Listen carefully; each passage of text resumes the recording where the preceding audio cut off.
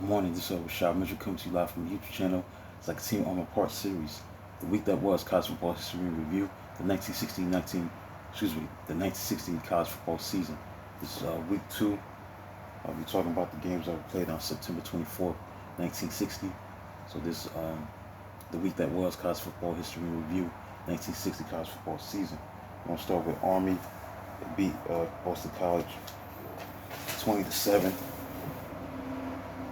In the matchup between two top 20 teams, number 17 Pittsburgh played against number 6 Michigan State, where this game resulted in a 7-7 tie. Big Ten cold favorite Michigan State dominated the stats with 359 yards of offense to 173 yards of offense, but it took 66-yard deflected passes in the last 5 seconds of the first half for Spartans to gain a tie. After the end, Mike Dicker caught a touchdown pass in the second quarter for Pitt.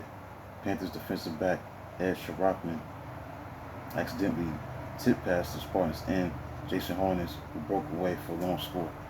Michigan State University and kicker Art Brandstatter missed 2 field goals in the second half.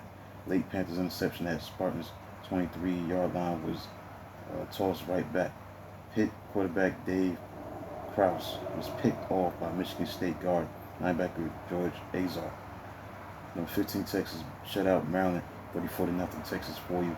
Maryland quarterback Dale Beatty with 2 end zone interceptions as Terps threatened in the first half at Texas 16 3-yard lines. Maryland pressured again at Texas 1-yard line, but halftime clock snuffed its opportunities.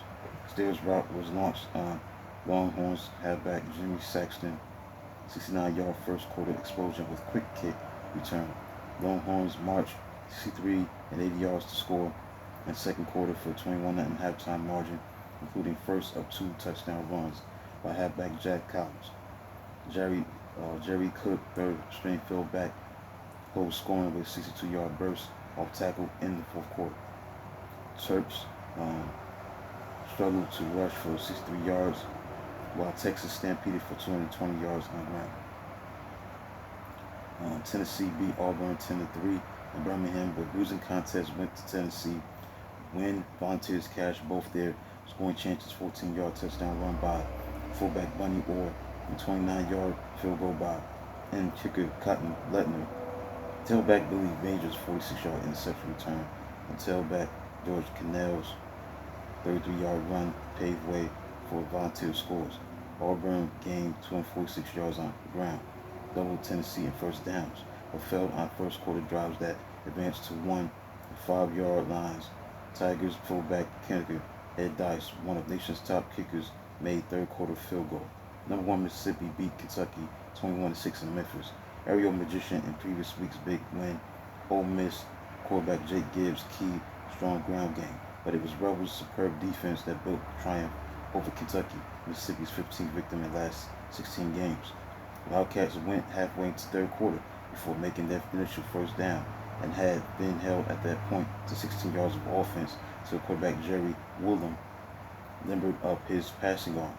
Trailing 14-0 to Gibbs' 2 and 8-yard touchdown runs, Kentucky went 87 yards in 16 plays to score on halfback Charles Sturgeon's 1-yard touchdown drive.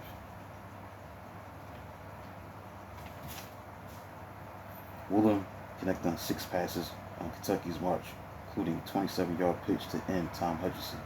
When Mississippi failed to move on next series, Woolham passed cats downfield, but Hutchinson dropped in zone toss and it's marked end of line for Kentucky at Rebels' 31-yard line. Quarterback Doug Elmore scored the decisive touchdown way up in the fourth quarter. Next, the Florida State Seminoles played against the Florida Gators, where Florida shut out Florida State 3-0. So honest Gators fullback John Macbeth reported point-shaving robbery attempt, and 2 men were arrested in Gainesville prior to the game. Ironically, Florida failed to cover 13-point spread anyway, scoring only on sophomore end kicker Billy Cash's angled 25-yard field goal in the second quarter. Using slanting runs of halfback Bud Whitehead, Florida State moved into Gators territory twice in the second half, but interceptions halted both thrusts. Much of the Seminoles' defensive success was attributed to use of 3 separate, thus rested units and FSU held off Gators' late bid for bigger win margin. When it stopped, Florida halfback Dick Skelly for no gain on his 4-yard line on game's last play.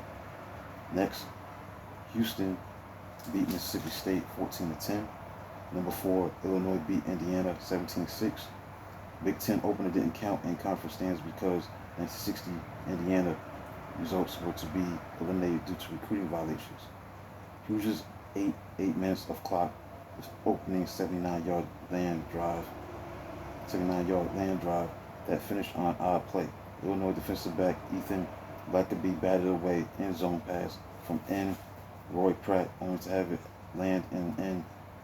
Earl Faison's hands for 21-yard touchdown from tailback John Joe Maroon, who just didn't know it, but they were finished despite a 6-0 lead. Indiana offense would make only 2 first downs the rest of the way. So Illinois went ahead 7-6 late in the first quarter. And quarterback John Easterbrook's 4-yard run. And kicker Gerald Wood's third quarter field goal. Easterbrook's elusive 18-yard cutback touchdown run and fourth quarter wrapped it up for Illinois. Michigan beat Oregon in the shell 21-0. Wolverines used 55 players to dominate wingless Ducks, outgained them 377 yards to 135 yards. Michigan sophomore halfback Dave Rainey raced 24 yards on a sweep to score in first quarter, but in second quarter, Oregon defense repulsed 2 Michigan advances as defensive end Derry Tarr recovered Rainey's fullback fumble at Oregon 9-yard line. And later, Ducks defense held on downs at the 6-yard line. Michigan sophomore quarterback Dave Blinker rifle touchdown passes in the second half to ends Scott Mays and George Mans. It was later revealed that gamblers had effectively approached observed Oregon halfback Mickey Bruce to shade points to ensure Michigan's win margin. Coincidentally, gamblers tried to fix Florida State game on the same day. Number 8, UCLA played against unranked Purdue, where this matchup resulted in a 27-27 tie. Now, big league baseball players have experienced recent epidemic of long balls, so Chicago Tribune led with touchdowns, whereas cheap in Ross Stadium Saturday as home runs in a major league ballpark. The Bruins tailback Billy Kilmer Pierce, Purdue, pass defense for 9 for 16, 228 yards, 226 yards, and 3 touchdowns, including 76 yards on game's first snap. On 71-yard touchdowns to wingback Gene Gaines. Moments after opening the UCLA touchdown, Bruins tackle Marshall Shirk engulfed loose ball that Boilermakers failed to cover on short kickoff. Kilmer soon ran 11 yards to touchdown that made it 13-0 in less than 2 minutes of the first quarter. Purdue never led but scratched to tie of 13-13 in second quarter as quarterback Murray Gutman scored on sneak and took advantage of center linebacker Phil Cardaz's second quarter recovery of Bruins wingback Kermit Johnson's fumble at UCLA's 7-yard line. So, Boilermakers manufactured touchdown marks of 75, 85, 78 yards. Purdue sub quarterback Bernie Allen gained deadlock with 3 minutes left to play on a 28-yard touchdown pass to end Joe Harris and 2-point connection to tall end John Griner. Next in the battle, 2 top 20 teams, you had number 19 Iowa versus number 10 Oregon State, where number 19 Iowa beat number 10 Oregon State by score of 22-12. In opener, Iowa had its offense roaring on 8 cylinders, but its tackling looked rusty because Hawkeyes went 85 yards to first quarter touchdown. 6-yard diving catch by N. Bill Perkins, Iowa fullback kicker Tom Moore kicked field goal in the second quarter to make up his early extra point miss. Trailing 9-0 in third quarter, Oregon State took advantage of 17-yard punt and scored on touchdown Don Castro's 9-yard run. A poor tackle by the defensive back Bernie Wyatt. Iowa responded in four plays as halfback Jerry Morgan slipped across for 5 yards to counter run touchdown. Oregon State answered with a 69-yard touchdown drive, while Hawkeyes halfback Larry Ferguson excited Iowa City crowd with 85-yard gallop for a touchdown in fourth quarter to ice the verdict. Notre Dame beat California by score of 21-7. As Notre Dame opened with win, but would lose its next 8 games in a row, it would become bitter season that matched 1950 season disaster as worse than Fighting Irish history. Still, Irish looked good in their own opening. Rushing blocks of Notre Dame sophomore fullback Mike Lynn paved way for 240 yards rushing. Sprung halfback Bob Scorpito 8 and 35-yard touchdown sweep. California earned brief second quarter 7-7 tie. Sophomore quarterback Randy Gold hit 4 passes for 50 yards and 76-yard touchdown drop. Irish enhanced their 14-7 lead with odd touchdown. Golden Bears halfback punter Jerry Scattini attempted the quick kick from deep in own territory, and Notre Dame guard Dick DePola snatched the ball right off surprise Scattini's foot and legged it 8 yards for a short touchdown. Next, Northwestern beat Oklahoma 19-3, dominating as few Norman visitors had since before World War II. Northwestern scored in each quarter, gained 312 yards total offense, and capitalized on hosts of fumbles for both their touchdown drives. Oklahoma was limited to 149 yards rushing by game's end and had to settle for guard kicker Carl Milsted's 35-yard field goal after the opening kickoff drive. Sooners' early drive went 51 yards on 11 patient plays but was halted. The Sooners played solid defense which kept the decision in the doubt until Wildcats quarterback Dick Thornton threw a 25-yard scoring pass to halfback Alphonse, who went high amid 3 Oklahoma defenders to snatch touchdown in right corner of end zone with 4:50 to play. In the first quarter, Thornton had hit in Albert Kimbrough at end of 65-yard march, a 3-yard touchdown arrow in the same nook of Oklahoma end zone. Now the mainstay Wildcats fullback kicker Mike Stock rushed 86 yards on 12 carries and missed first quarter extra point.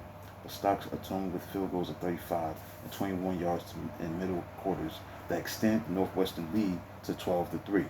Next, number 12 Nebraska got upset by Minnesota 26-14 as pure traditional Midwestern behemoths squared off for the 37th occasion, and Golden Gophers won for the 29th time by battering their way to mid-game touchdown drives of 49, 64, and 21 yards. Quarterback Sandy Stevens accounted for 2-yard run and 23-yard pass to halfback Donovan Mulholland for touchdowns and 13 at halftime edge. And Minnesota halfback defensive back Bill Muncy picked off Nebraska quarterback Pat Fisher's pass and raced 38 yards to score. Minnesota enjoyed a comfortable 26-0 third quarter advantage. Cornhuskers rallied on 57-yard touchdown charge by sophomore fullback Bill Thunder Thornton. A stunning 28-yard touchdown return of pitch out nabbed by fast reacting guard linebacker Gary Toogood. Next, Baylor beat Colorado 26-0, and next, Wisconsin beat Stanford by a score of 24-7. So the AP poll looked like this.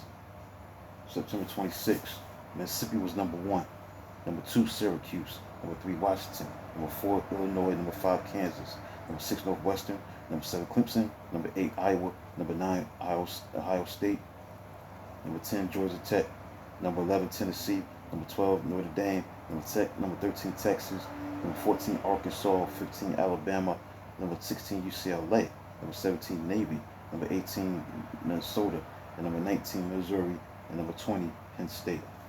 So that includes the look at the week that was for September 24th, 1960. The games that were played during week 2 for September 24th, 1960. Please like and subscribe to the channel. I'll do a video of this magnitude tomorrow. Until then, talk to you tomorrow.